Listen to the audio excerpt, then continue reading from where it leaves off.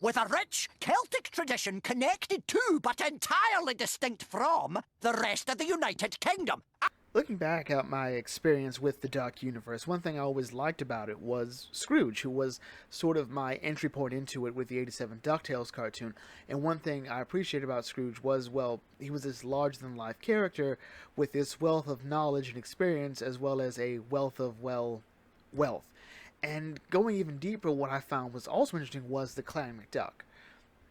And since, the rebooted series is over, I figured now would be a good time to sort of just look at the Clan McDuck and its other iterations like we did with the other ones. So, let's take a look.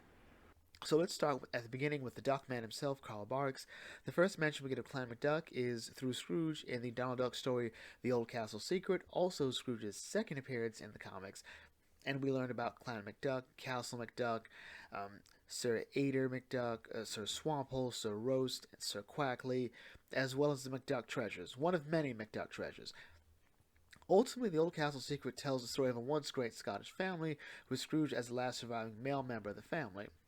Then we get to the Horseradish Treasure and the Great Steamboat Race, which has stories centered around Captain Seafoam McDuck and Scrooge's uncle Pothole McDuck, and those stories really tell of not necessarily glory, but of one particular failure on Seafoam's part, as he loses everything to Swindle McSue, and another part, a glimpse into Scrooge's past on Pothole's part. Then we come to Back to Long Ago, where we meet Malcolm Mady McDuck, a 16th century sailor in the service of Queen Elizabeth I, and a past life of Scrooge.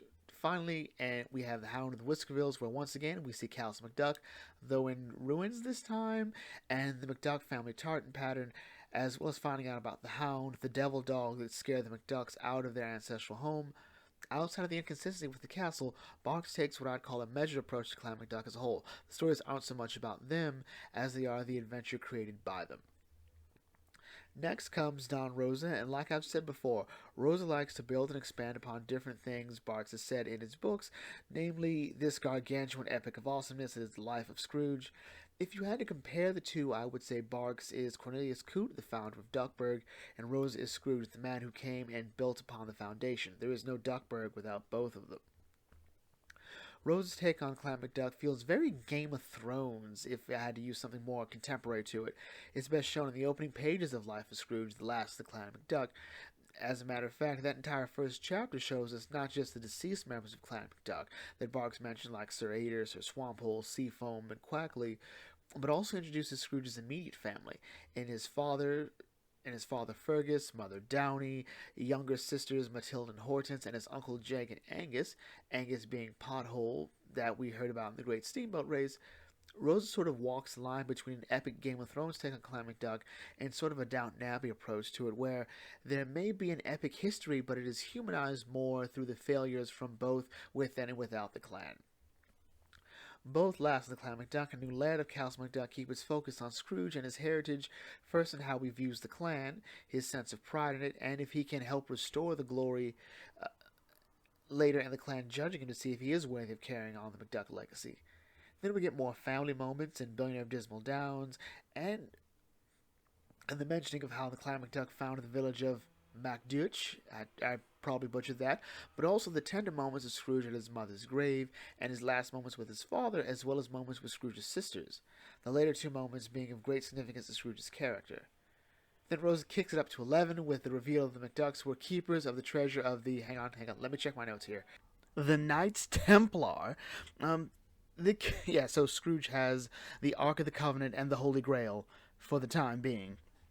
The key to Rose's take on the Clan McDuck, in my opinion, is that it is all about Scrooge and how the family shows both his strengths and weaknesses as a character. Even the reveal of the Templar treasury serves more as a way to bridge the gap between Scrooge, his sister, and the memory of their father. It's a really touching moment because of that.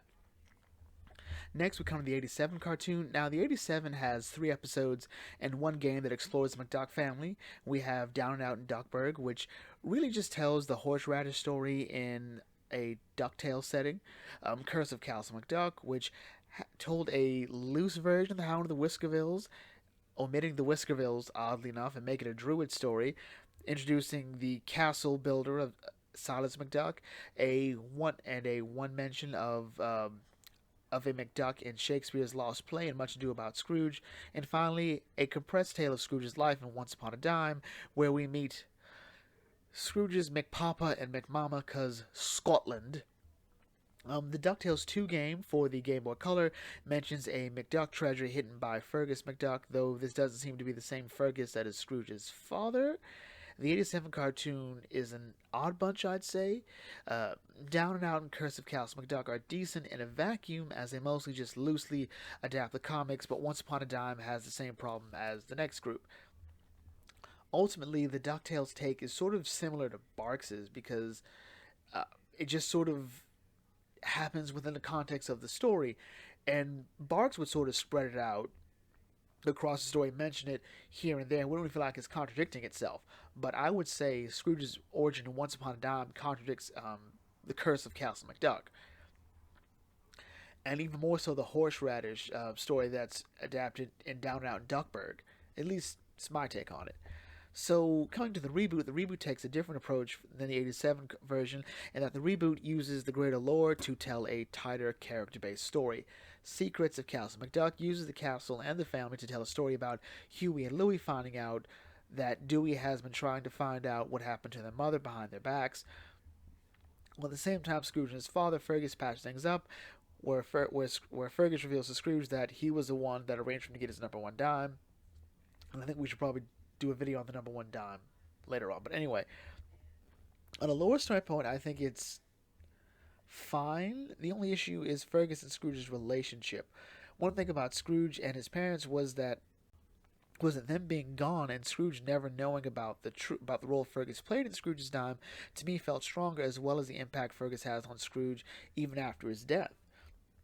There's no one person that Scrooge seems to value their opinion more than his father. Then there's the story Typhoon, which digs up the Bubba the Cave Duck from the 87 cartoon and implies pretty heavily that this is essentially the first McDuck. Then we come to Fight for Castle McDuck, which uses the version of Matilda McDuck that was vastly different from what we'd seen in the comics, and that itself was fine. There's no point in doing this kind of reboot if you're just going to rehash Matilda and not address everything else that should be from the comic. So yeah, that's fine. Scrooge, Matilda, Downey, and Fergus feel more modern, and while I like it in the context it's presenting itself, I'm not 100% on it being introduced in my own personal Duck canon, which is actually a bit more depressing, because from my canon, Scrooge's parents are still dead, and Matilda lives at Castle McDuck, and there's no magic keeping them all alive. It's just eventually she'll die. And yeah, and also these random McDucks added, which aren't bad. They work for the tone, and could they have existed? I don't, maybe not, who knows. And then we get this reveal. Get away from my dad. Wait, what? And personally, I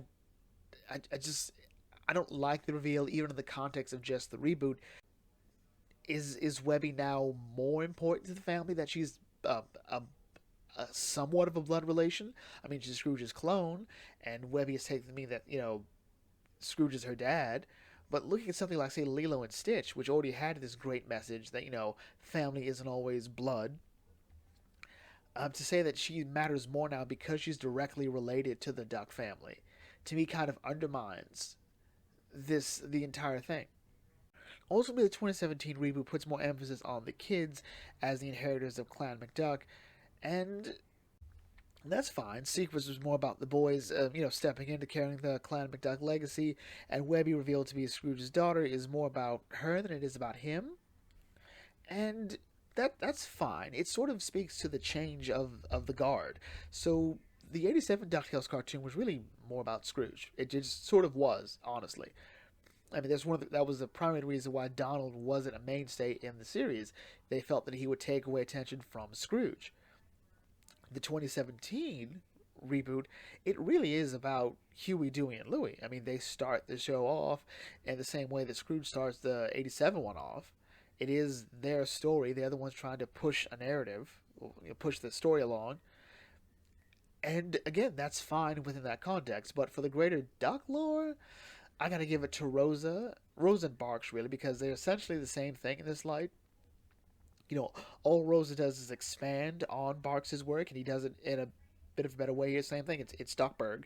Barks is Cornelius Coote. Rosa is Scrooge. There's no Duckburg without them. The reboot definitely takes the next slot, with the 87 cartoon being at the bottom. The 87 cartoon doesn't really do anything special with the lore, and what changes they do make feel kind of superficial and uninteresting.